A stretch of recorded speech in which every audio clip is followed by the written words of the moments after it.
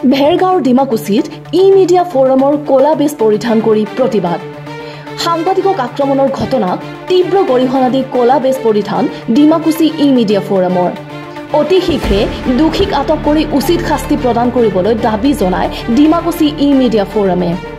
ওদালগুৰি চহৰৰ মাজমজিয়াত 17 আগষ্টত তীব্ৰবেগী ডাম্পাৰৰ খুন্দাত এগৰাকী কলেজীয়া ছাত্ৰী নিহত হোৱাক বাতৰি সংগ্ৰহ কৰিবলৈ যোৱা সাংবাদিকক আক্ৰমণ কৰা ঘটনা আজিও মাৰ যোৱা নাই। 17 আগষ্টত সংঘটিত হোৱা ঘটনাৰ এসপ্তাহ পাৰ হোৱাৰ পিছতো দোষীক আটক কৰিবলৈ আজিও সক্ষম নহল আৰক্ষী প্ৰশাসন। ওদালগুৰিৰ সাংবাদিক অজয় কলিতাই দুৰ্ঘটনা সংঘটিতৰ বাতৰি সংগ্ৰহ কৰি থকা সময়তে একাংশ দুষ্কৃতিকাৰী অথবা অচিনাক্ত ব্যক্তিয়ে অজয় কলিতাৰ ওপৰত জঁপিয়াই পৰি ওপৰজোপৰি শাৰীৰিক আক্ৰমণ চলাই আহত কৰে। সমগ্ৰ বিটিআৰৰ লগতে আজি ভেৰগাঁৱৰ ডিমাকুছিতো ডিমাকুছি ই-মিডিয়া ফৰামৰ সাংবাদিকসকলে একত্ৰিত হৈ কলা বেছ পৰিধান কৰি দোষীক কৰায়ত্ব কৰি উচিত শাস্তি প্ৰদান কৰিবলৈ দাবী জনায় ডিমাকুছি ই-মিডিয়া ফৰামৰ সভাপতি পৱন নাথ আৰু সম্পাদক পিংকু কলিতাই। যোৱা 17 আগষ্টত ওদালগুৰিৰ মাজমজিয়াত এগৰাকী ছাত্ৰীক স্কুলীয়া ছাত্ৰীক বা কলেজীয়া ছাত্ৰীক ডাম্পাৰ এখনে মহতিয়াই নিছিলে আৰু সেই বাতৰিটো সংগ্ৰহ কৰাৰ বাবে আমাৰ ওদালগুৰিৰ সাংবাদিক অজয় কলিতা তাত উপস্থিত হৈছিলে আৰু ঠিক বাতৰিটো সংগ্ৰহ কৰিব লওঁতেই একাংশ দুৰ্বৃত্তই ওপৰজোপৰি আক্ৰমণ কৰিছিলে আৰু আমি গম পোৱা মতে পিছফালৰ পৰা আক্ৰমণ কৰিছিলে। আমি তীব্ৰ ভাষাৰে গৰিহণা দিছোঁ। আজি কেইবাদিনো ধৰি তীব্ৰভাৱে প্ৰতিবাদ চলি আছে। আমিও আজি ডিমাকুছি ই-মিডিয়া ফৰামৰ তৰফৰ পৰা কাৰ্যালয়ত কলা বেছ পৰিধান কৰি প্ৰতিবাদ সাব্যস্ত কৰিছোঁ, কিয়নো দোষীক আজিলৈকে কৰায়ত্ব কৰিব নোৱাৰিলে, শাস্তি দিব নোৱাৰিলে। ইতিমধ্যে সাংবাদিক অজয় কলিতাই তেখেতে এজাহাৰ দাখিল কৰিছে আৰু বিভিন্ন প্ৰান্তত বিটিআৰৰ বিভিন্ন প্ৰান্তত এজাহাৰ দাখিল কৰা হৈছিলে দোষীক কৰায়ত্বৰ বাবে, কিন্তু আজিৰ তাৰিখলৈকে কোনো ধৰণৰ সুফল বা ন্যায় নাপালে অজয় কলিতাই।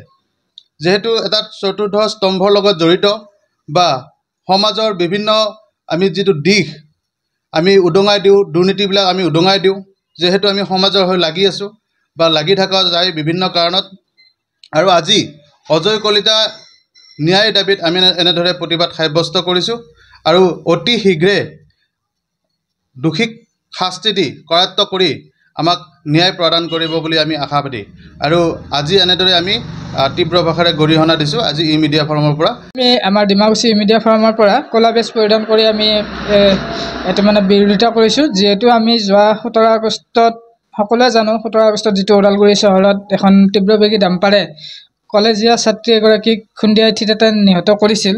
তাত সেই বাতৰি সংগ্ৰহ কৰিবলৈ গৈছিল আমাৰ ওদালগুৰি সাংবাদিক অজয় কলিতা, আৰু অজয় কলিতাক তাতে কিছুমান দুষ্টচক্ৰ বা দুষ্কৃতিকাৰীয়ে ধৰি ভিজুৱেল সংগ্ৰহ কৰি থকা সময়ত আক্ৰমণ চলাইছিল। আৰু সেই আক্ৰমণকাৰীক আজিলৈকে যিহেতু প্ৰশাসনে কৰায়ত্ব কৰিব পৰা নাই বা বিচাৰি উলিয়াব পৰা নাই, তাৰ বাবে আমাৰ ওদালগুৰি জিলাৰ সমূহ সাংবাদিক সন্থা হওক বা প্ৰেছ ক্লাব হওক সকলোৱে আজি 2-3 দিন ধৰি কলা বেছ পৰিধান কৰি ইয়াৰ তীব্ৰ বিৰোধিতা কৰি আহিছে। আৰু তাৰ লগতে আমি আমাৰ ডিমাকুছি ই-মিডিয়া ফৰামৰ পৰাও আমি আজি ইয়াতে আমাৰ কাৰ্যালয়ত কলা বেছ পৰিধান কৰি তীব্ৰ গৰিহণা দিছোঁ। আৰু জিলা প্ৰশাসন হওক বা আমাৰ আৰক্ষী প্ৰশাসনক আমি অতি শীঘ্ৰে অজয় কলিতাক যিসকল ব্যক্তিয়ে আক্ৰমণ চলাইছিল তেওঁলোকক চিনাক্ত কৰি উচিত শাস্তি প্ৰদান কৰিবলৈ আমি দাবী জনালোঁ। কিন্তু বাৰে বাৰে যেন অপদস্থ হৈ আছে সাংবাদিক।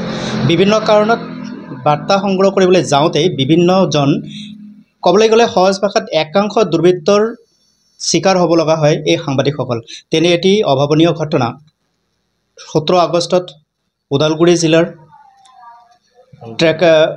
ডাম্পাৰৰ যোগেদি এগৰাকী স্কুলীয়া ছাত্ৰীক দুৰ্ঘটনাগ্ৰস্ত হয় আৰু মৃত্যুবৰণ কৰে। সেই বাতৰি সংগ্ৰহ কৰিবলৈ যোৱা এগৰাকী আমাৰ সংবাদদাতা অজয় কলিতাক একাংশ লোকে ভিজুৱেল সংগ্ৰহ কৰিবৰ কাৰণে বাধা প্ৰদান কৰে আৰু যেতিয়া তেওঁ মিডিয়া পাৰ্চন বুলি চিনাকি দিয়ে তাৰ পিছত হোৱা দোৱা লাগে আৰু এই সুযোগতেই এছাম দুৰ্বৃত্তই পিছফালৰ পৰা তেখেতক আঘাতপ্ৰাপ্ত কৰে।